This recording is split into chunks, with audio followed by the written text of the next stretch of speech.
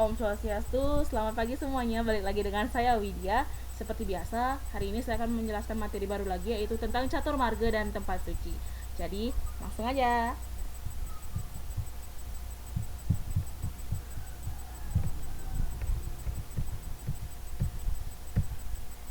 Nah, jadi pada materi ini ada dua pokok bahasan yang akan kita bahas, yaitu yang pertama, catur marga, yang terdiri dari pengertian catur marga, bagian-bagian catur marga, dan implementasi catur marga dalam kehidupan kita sehari-hari. Yang kedua, ada tempat suci, dimulai dari pengertian tempat suci dan pura, pengelompokan pura berdasarkan fungsinya dan berdasarkan karakteristiknya.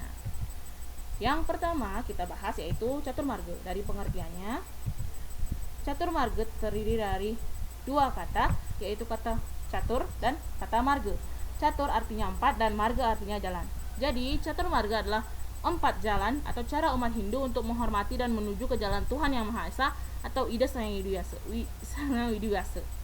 Catur marga ini juga dapat digunakan untuk mencapai kebahagiaan lahir dan batin, seperti tujuan hidup umat Hindu, yaitu mencapai moksa atau kebahagiaan lahir dan batin. Selanjutnya ada bagian-bagian dari catur marga. Yang pertama, bakti marga. Bakti marga adalah jalan menuju Tuhan dengan cara menunjukkan bakti kita atau berbakti kepada Tuhan Yang Maha Esa atau Ida Sang Widiwasa dan juga sesama kita. Jadi kata kunci dari bakti marga ini adalah love all. Love all artinya mencintai sesama kita dan juga berbakti kepada Tuhan Yang Maha Esa atau Ida Sang Widiwasa. Yang kedua ada karma marga, adalah jalan menuju Tuhan dengan cara bekerja atau melakukan pelayanan tanpa pamrih. Jadi kata kunci dari karma marga ini adalah serve all.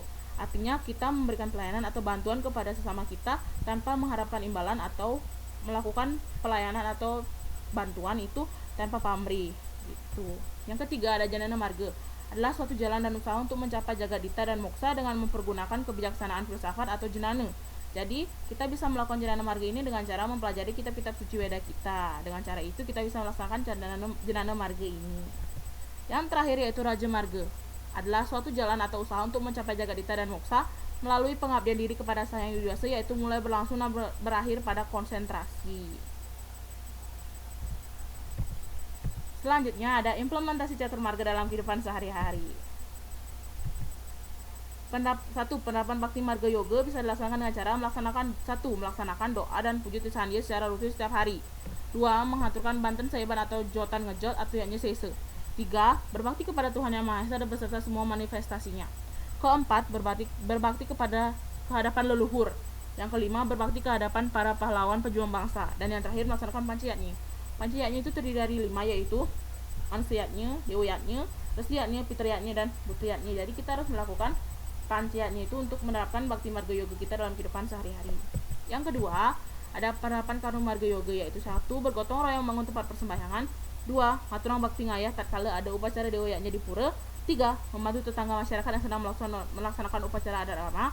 4. Bergotong royong membangunkan rumah kepada seseorang yang tidak mampu secara ekonomi gitu. Selanjutnya ada penerapan janana marga yoga. 1.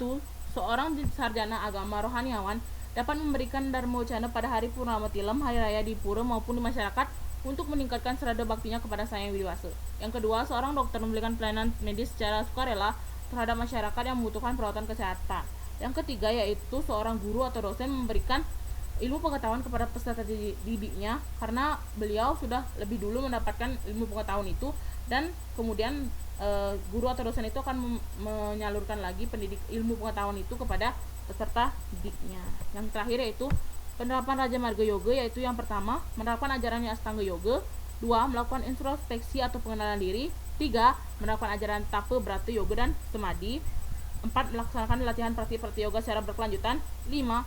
Membangun asrama atau paguyuban untuk praktik yoga. Dan yang terakhir, melaksanakan meditasi setiap hari untuk ketenangan dan kebahagiaan batin. Nah, selanjutnya yaitu tempat suci Hindu. Kita mulai dari tempat suci. Apa sih itu tempat suci? Nah, jadi tempat suci adalah suatu tempat maupun bangunan yang dikeramatkan oleh umat Hindu atau tempat persembahyangan bagi umat Hindu untuk memuja Brahman beserta aspek-aspeknya. Di tanah Hindu ini banyak kuil yang didedikasikan untuk dewa-dewi Hindu beserta inkarnasinya ke dunia, seperti misalnya Rama dan Krishna. Selanjutnya yaitu pura. Apa sih itu pura? Jadi kata pura berasal dari akhiran bahasa Sanskerta pur, puri, pura, puram, puri yang artinya kota, kota berbenteng, kota dengan menara atau istana. Dalam perkembangannya di Pulau Bali, istilah pura menjadi khusus untuk tempat ibadah, sedangkan kata puri menjadi tempat tinggal bagi para raja dan bangsawan. Pura merupakan tempat suci umat Hindu. Pura biasanya didirikan di tempat yang sekelilingnya asri seperti laut, gunung, goa, hutan, dan sebagainya. Nah, pengelompokan pura. Jadi pura itu bisa dikelompokkan berdasarkan satu fungsinya, dibedakan menjadi dua, yaitu pura jagat, yaitu pura yang berfungsi sebagai tempat memuja Sang Hyang Widi Wasa dalam segala perbauannya atau manifestasinya, dan dapat digunakan oleh umat Hindu untuk melaksanakan pemujaan umum seperti Purnama Tilam, hari raya Hindu lainnya tanpa melihat asal wangsa yang bersangkutan.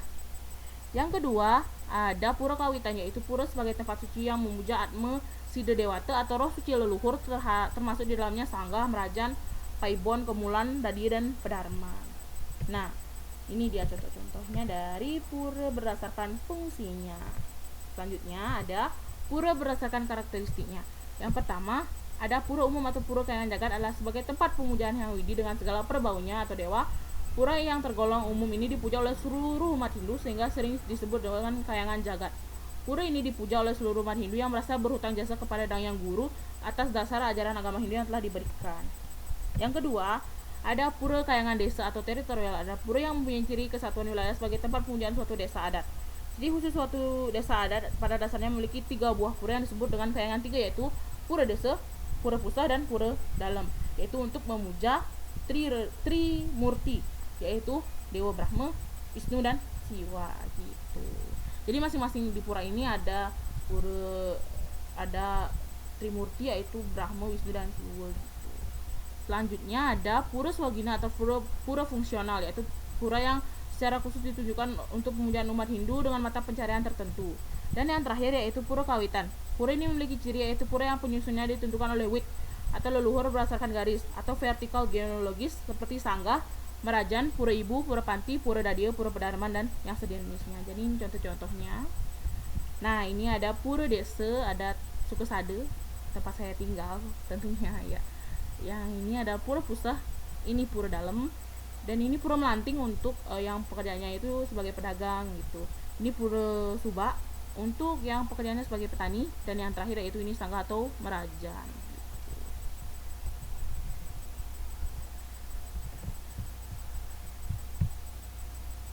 Jadi tadi sekian materi yang saya sampaikan. Jadi dapat saya simpulkan dari materi saya itu bahwa catur marga itu terdiri dari 2 kata, yaitu kata catur dan kata marga. Jadi kata catur ini berarti 4 dan marga ini artinya jalan. Jadi catur marga adalah 4 jalan untuk menuju kepada Tuhan Yang Maha Esa atau Ida Sang Hyang Widi Wasa, atau bisa juga catur marga ini digunakan untuk sebagai jalan kita untuk mencapai kebahagiaan lahir dan batin seperti tujuan hidup umat Hindu, yaitu mencapai moksa atau kebahagiaan lahir dan batin begitu. Jadi bagian-bagian catur marga ini ada pertama bakti marga. Bakti marga yaitu dengan kata kuncinya yaitu love all, artinya kita menyayangi sama kita, berbakti kepada Tuhan Yang Maha Esa atau Ida Sang Hyang Widi Wasa. Yang kedua ada yang namanya karma marga yang dengan kata kuncinya yaitu serve all. Jadi kita memberikan pelayanan atau bantuan kita kepada sesama tanpa pamrih, tanpa mengharapkan imbalan apapun gitu. Dan yang ketiga yaitu Jnana marga, dengan cara kita mempelajari kitab suci Weda kita. Dan yang terakhir yaitu Raja marga, dengan cara melaksanakan tapu, brata, yoga, dan samadhi gitu. Yang selanjutnya yaitu tempat suci, adalah tempat yang digunakan umat Hindu untuk memuja dewa atau dewi atau melaksanakan persembahyangan gitu. Diberikan menjadi 2, yaitu berdasarkan fungsinya ada pura jagat dan pura jagat tuh. Dan berdasarkan karakteristiknya.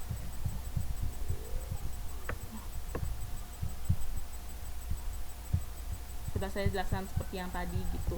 Ada pura berdasarkan fungsinya dan juga pura berdasarkan karakteristiknya gitu teman-teman. Nah, sekian dari materi saya ini. Saya harap materi saya bisa bermanfaat untuk kalian semua. Dan juga jangan lupa untuk mampir ke YouTube saya Widya Putri Dantari Dewi, dan juga jangan lupa like, komen, dan subscribe ya. Jadi Om Santi Om. Terima kasih semuanya, dadah, bye bye, sampai ketemu lagi.